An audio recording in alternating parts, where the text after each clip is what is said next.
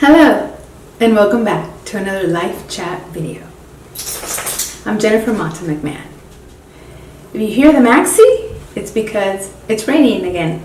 And of course, he's gonna get nervous and he might bark, so you might hear him around. Anyway, let's get into it. This video is gonna be an update on the move, and I am finally moving! Yay!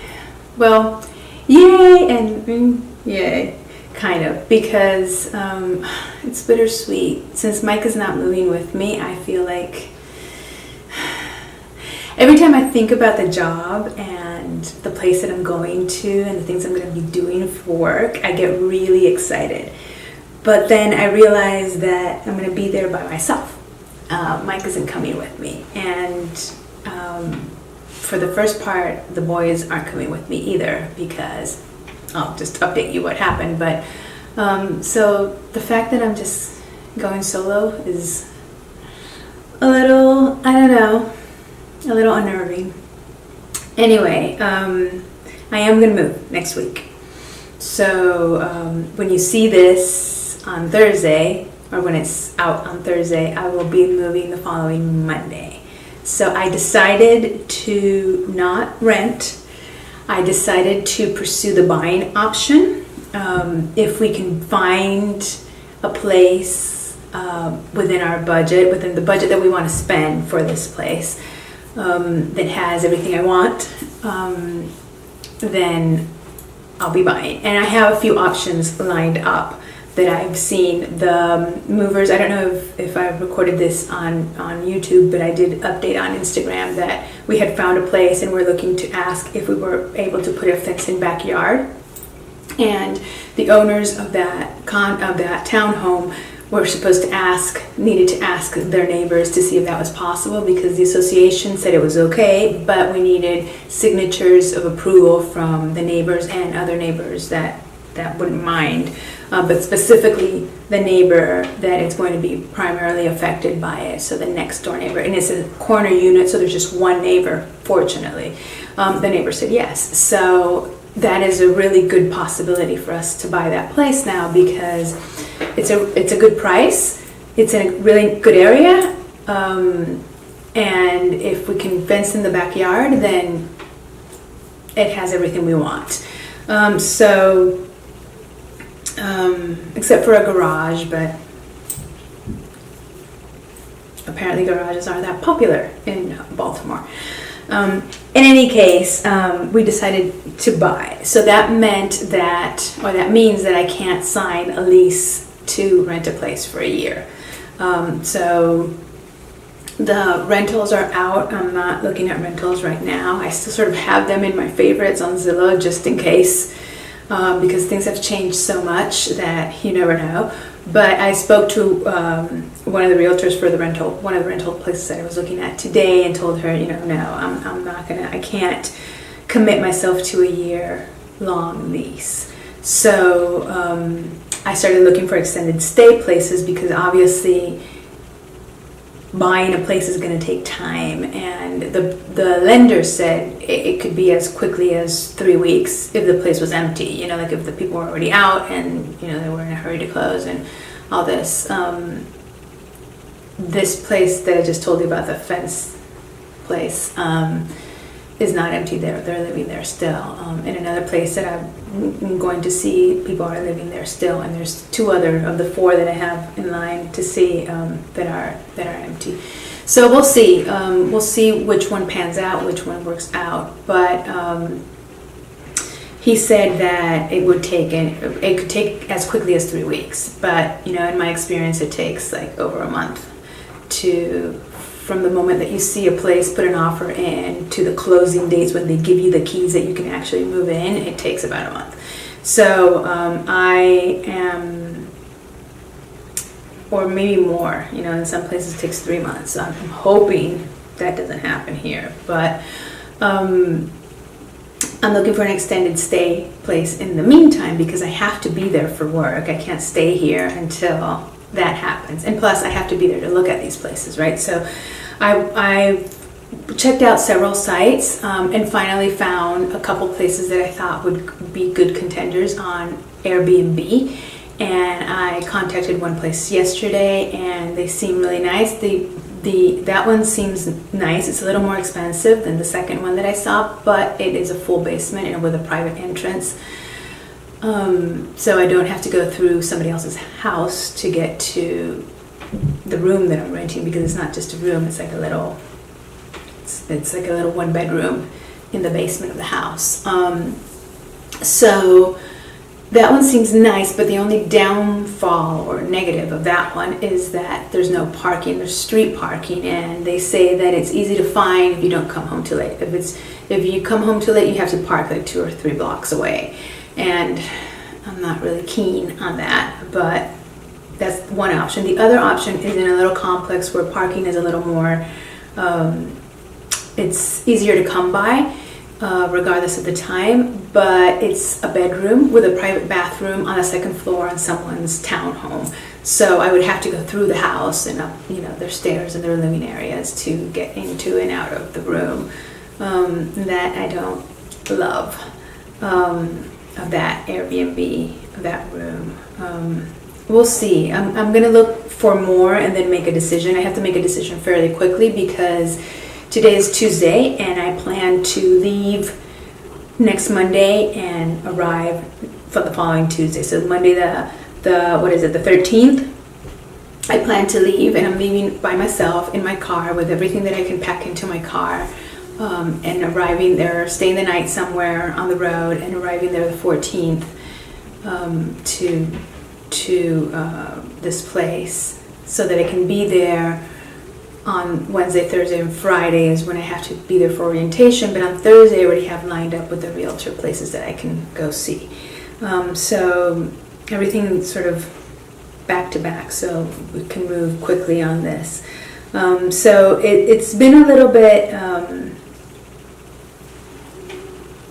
difficult to determine exactly how everything is going to pan out, because now I'm thinking, okay, what do I want to take with me? Like how much can I fit into my car? One, but that's not the issue. Is what do I want to fit into that space that I have in my car is the more pressing issue, because right now we're in summer, but summer is kind of waning, and I know that these hot temperatures that we've had recently are not going to last forever, and come September quickly it's going to get colder, and so I have to take clothes for now for this kind of hotter weather, and then for when it gets a little bit cooler, and I need to take work clothes, and then just casual day-to-day clothes as well, and shoes and accessories and all that those outfits entail. I'm also thinking about my jewelry and my makeup, which were things that I didn't want to send in the move in the truck with everything else. I wanted to take myself. And I think that those are the two things that I would really want to take with me. Although if I'm an extended stay place, I don't know, do I want to carry all this stuff with me to this place? But then the thing is, because I'm driving now and taking my car, once we close on the place and we're ready to move into that place, what I'm going to do is I'm going to fly back and organize my move. And once the move leaves, then Mike and I would both fly to Baltimore with the dogs. And then Mike would fly back by himself and leave us there. And the move would arrive and we would sort of move in, do what we were planning to do this week, but whenever that is possible for the place we're going to buy. So if that's the case, I don't know how much I'm going to be able to take with me on the plane back, especially because if I'm taking a dog, that's my carry-on, is the dog, and just my bag. So I just have a purse and my dog, and then everything else has to be checked. And I can't check 2 suitcases, so I could potentially pack all my makeup and check it, and pack all my jewelry and check it, but I kind of rather have it with me in my car driving there. But then again, I don't know what I'm going to do with it once I'm there. I can easily leave it somewhere and move it into the townhome when we have it. any case, that's one of the things on my mind, what to pack, what to bring with me. And the other thing on my mind is how much to rent the Airbnb stay for. Like how long should I rent this? Should I do 3 weeks? Should I do a month? Should I do a month and a half? And depending on their availability, for some places it's possible to do a month and a half, and for some places it's not. So will I need a month and a half? Will I need 2 months? Or, what I'm thinking is I will probably rent first like 3 to 4 weeks, so 3 weeks to a month, and then when that time is approaching, then we sort of talk to the hosts and see if I can extend it, if I need more time, or if that's going to be enough. I think it's better to do that. And if it turns out that they've already rented it to someone else, or I can't stay there for 2 or 3 more weeks after what I've paid for and reserved for, then I'll find another place and move. I won't have a ton. I will have whatever fits in my car, and whatever I purchase to live for those 3 weeks. And I'm thinking toiletry, food, and those kinds of things. And that's going to be it. That's going to be everything that's going to be in with me there, that I would have to move to another sort of extended stay place. I don't know. I think now, saying it out loud, I think that's what I'm going to do. I'm going to reserve 3 weeks or a month, and just have that be the extent of my stay. Neighbors. Work-wise, to update you on the work-wise front, I finally got the papers for my offer letter, sort of contract. I signed it, I mailed it back. I got everything last week on Thursday, and I read through everything, signed everything, and mailed it out on Friday. So today's Tuesday. It probably is not there yet, but at least I received it. That was the second time they had mailed it to me. So the first time I ever got here, I really don't know what happened there. But I finally did get them and read through everything and filled out all the paperwork and made copies of the documentation that they needed from me and mailed it out. And now, once I get it and I'm in the system, I'm ready to sort of begin. The other thing work-wise is I'm thinking of my classes and that orientation for the students that is happening next Friday, not this Friday, but the 17th. The reason why I have to be there is coming along, and they're organizing it, and for that one I need to have my syllabus ready for that course, so I'm working on that as well. It's not ready yet, but it will be by a week and a half from now. What else? I do want to finish writing or expanding the paper on play that I presented at that Canada conference, that I submitted and recorded myself presenting it in. I actually got an email from someone from that conference saying that they liked my paper and if I could send it to them because they could use it for something that they were writing and quote me. But I still need to respond to that person. I don't have it published yet, and I want to publish it, so I want to finish it. Especially because I have a book that I need to return to the library before I leave. So I think I'm going to do that tomorrow. I'm going to focus on that play paper and see if I can work on it a bit and get whatever I need from that book, use it, and be able to return it to add to the paper. So that's it. The other thing I wanted to do that I haven't had time is the hypnotherapy certification test for module 1. I need to take that test, but in order to take that test I need to finish studying, and I have just a little bit left to study for, and then I can take it online. I just haven't had the time or the frame of mind. Actually, I just haven't been in it. So those are the 3 things that are kind of pending. working on the syllabus for my classes, working on that play manuscript to be able to submit it for publication in a journal, and finishing studying so I can take the hypnotherapy module 1 certification test. So yeah, that's sort of work-wise, that's what's going on. Oh, the other thing that's happening is I'm trying to coordinate a meeting with my fellow facilitators for the Young Children's Spirituality Interest Forum from NACI to talk about that equity, the leadership summit that I went to in DC a couple weeks ago, and talk about what resulted from that and what now we should take on as an interest forum if we want to align ourselves with what NACI is trying to do as an organization and what other interest forums are thinking, and just sharing with them what I found. I heard from one of them that he's on vacation, he won't be able to make it, and the other 4, I don't know, I haven't heard back. I have to check. I sent a doodle, and I hope people are able to meet. I just gave them options for Wednesday, Thursday, and Friday of this week, so tomorrow and the following 2 days. Maybe we're going to have to open it up for next week. Although next week for me is a bit crazy with the move and on all this situation. And I don't want to commit myself to a conference call that is not pressing, that is not urgent. But that's another thing that's going on. So those kind of 4 things work-wise. And that's it. So yeah, I'm moving next Monday.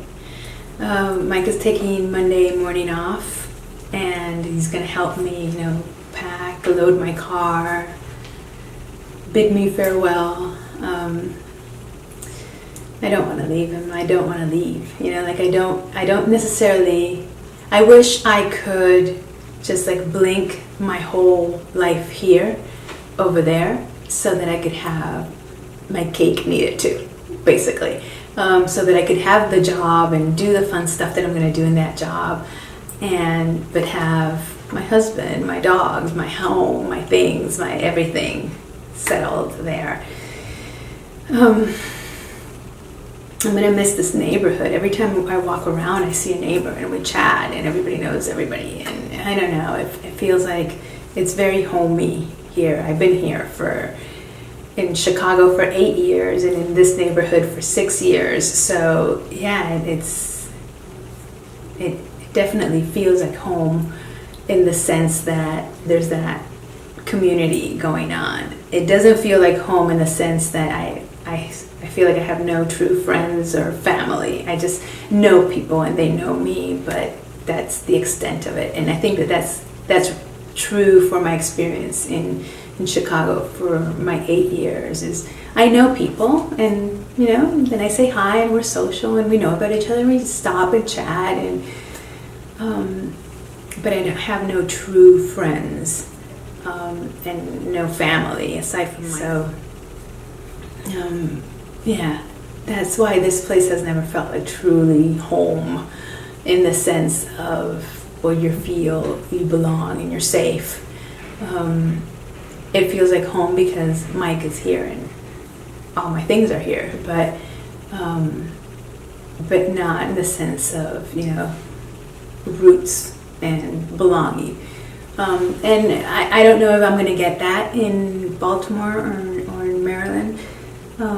But at least I'm going to be closer to New York, where I know I have that. I have family, I have friends, I belong in New York. So if I get homesick, it's closer to go home than here. So yeah, that's it. Thank you for watching. I hope you enjoyed it. I hope you're enjoying my updates. Let me know what you think, and I'll see you again soon. Bye.